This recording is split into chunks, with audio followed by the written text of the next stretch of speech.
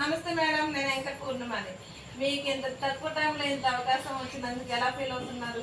అందరికీ నమస్కారం అండి. చెప్పండి.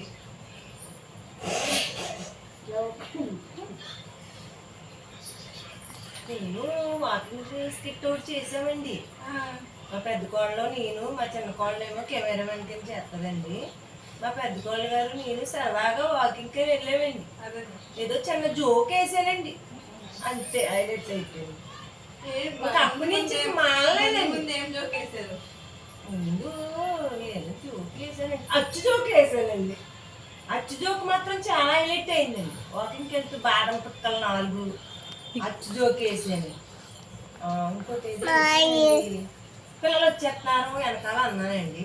దాంతో చాలా హైలైట్ అయిపోయానండి. ఇంకా అందరూ అడగడమే, మేడం మీ ఆటోగ్రాఫ్ కావాలి, మీ ఆటోగ్రాఫ్ కావాలి అంటున్నారండి. అంతా నా ఒక్కదానిదే కాదండి, మా కోడళ్ళ ఇద్దరిదే కూడా. ఇంట్లో మీ పిల్లలు మీ వారు ఎలా ఫీల్ అవుతున్నారు? మా పిల్లలు మా వారంటే పిల్లలైతే ఆనందంతో తబ్బిబ్బులు అయిపోతున్నారు, ఇంకా చెప్పక్కర్లేదు. తర్వాత మా చెల్లికి, మా పిన్నాళ్ళకి అందరికి ఫోన్లు చెయ్యాలండి. ఇప్పుడు ఈ ఆనందంలో ఏం చేయాలో తెలియట్లేదు నాకు. బాధ వచ్చేస్తుంది. సరే మేడం. తర్వాత బిగ్ బాస్ లో కూడా అవకాశం వస్తుంది అంటారా? నాకు వచ్చింది మేడం. అయ్య బాబోయ్, ఒకసారి చెప్పకండి, తర్వాత చెప్దాం బిగ్ బాస్ గురించి.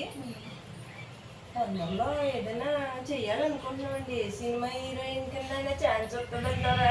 అది మీకే తెలియాలి.